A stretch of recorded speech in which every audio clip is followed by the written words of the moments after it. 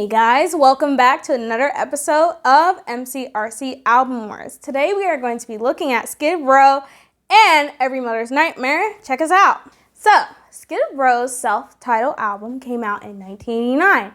And Dave Sabo and John Bon Jovi actually went to school together as teenagers. I guess at one of John Bon Jovi's schools. Yeah. And got picked out a lot, girl. Yeah. And so he actually initially played the guitarist in his band, and he got replaced by Richie Sambora later on. And they kind of made a promise to each other, if one of them got famous first, then they would help each other out. And obviously Bon Jovi became a band in the mid-1980s, so he ended up helping Skid Row get on the map, and then they turned platinum with their hits like Youth Gone Wild and 18 in Life. So let's talk about the album. This Skid Row album is solid, man. Like, I am a huge Skid Row fan, dude. Like, they're a really great band. I just love those guys. And this album features a lot of like really good rock hits, and it also got some really good ballads, which is heaps cool. Can't Stand a Heartache is a really great song, and I like how it starts out, because it starts out with like gang vocals, and it kind of has like a chanting and sense of danger with it. And even though it's not really the theme, I kind of like it, dude. And like Rachel Bolan's bass and Piece of Me is super hot and super strong, and it only gets heightened by Sabo's and Hill's guitar playing. And it like between the two guitarists, there's a sense of back and forth, kind of like a seesaw. It's heaps cool. 18 in Life is a really popular song, and it truly does deserve to be because it's amazing.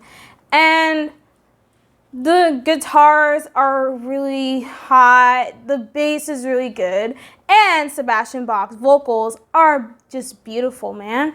And the strength of it all in his vocals is also very much alike in I Remember You. Their final track, Midnight Tornado, is really awesome. And I really like the fast guitar playing in it because it reminds me of Dawkins' George Lynch, which is really fucking great because I love George Lynch's guitar playing. It's he's one of my favorite guitarists. He's definitely up there for me. And he's dope as fuck. The song flows like a narrative, and I really like the lyrics in it too. And it's kind of like the way it goes. It reminds me of 18 in Life, which also kind of goes like a narrative. It's telling a story, you know? And also, like, just to sum it up, like, this album is just really fucking balls deep awesome. And I will definitely be listening to more of it, definitely. Well, I already have anyways. But like, yeah, and the one thing that kind of does it for me, that kind of holds them back, they should get a new drummer. I don't know if they have a new drummer, because, you know, lineups change. But Rob Affuso's drumming is totally weak, especially compared to the rest of the band, because everyone else is very strong instrumentally. Yeah, so that's kind of one problem I kind of have. Every Mother's Nightmare is often compared to Skid Row because of their charismatic vocals and their heavy compositions. So let's talk about the album. Easy Come, Easy Go has a really hot breakdown, and I really like the bass, which is done by Ronnie Cantrell, and the guitar I really like as well from Steve Malone. And I don't know, I just really like breakdowns, I guess, because it's like, it really heightens the sound of like the song. And then like, as a listener, you really get to a clear view of the band's headspace. Walls Come Down is their most well-known song, and it's a good one to be known for, you know?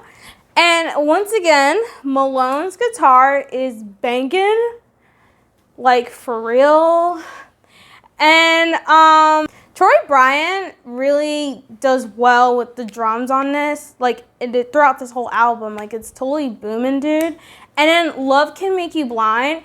It really like reminds me of Faster Pussycat. And Listen Up. That's a cool track. And like I don't know, I kind of like it because it's like I like the gang vocals and shit because it really emphasizes the title of it because it's like telling me what to do in some form of way, and some form of way that's kind of a turn on, and I think that's heaps hot. Nobody Knows sounds like an improved Guns N' Roses, for real. And Troy Bryant is seriously banging those drums, seriously. And like, people don't think Rick Rule's vocals are as strong as Axl's. I say different. I think his are more interesting. I mean, Axl kind of repeats a lot of shit and he gets boring after a while. And he's kind of a gimmick queen and I'm tired of it. And this is a great band. And this was a great album, to be honest. And this shit was heavy as fuck and I loved it. So the results are in and I'm going to tell them to you. Now, Every Mother's Nightmare did win the poll, the people's poll. Yes, they did. And I have to say, the studio had the same results, to be honest. And this time, everybody in the studio was on the same page. So we also chose Every Mother's Nightmare. Of course, Skid Row, they're still fucking up there for me. I really like Skid Row. But EVM kind of does have a more interesting sound. And Skid Row kind of slight drag. I wouldn't say like completely dragged on, unlike some people with their albums. You know what I'm talking about. Slippery when wet. Yeah. I want you guys to tune in next week because next week is going to be our final episode of the season. Of course, not forever. We're going to have a season 3. All right? We got renewed by the studio. Apparently people like us, which is fucking surprising for me because I'm a controversial bitch. Yes, I am. And I'm damn proud of it.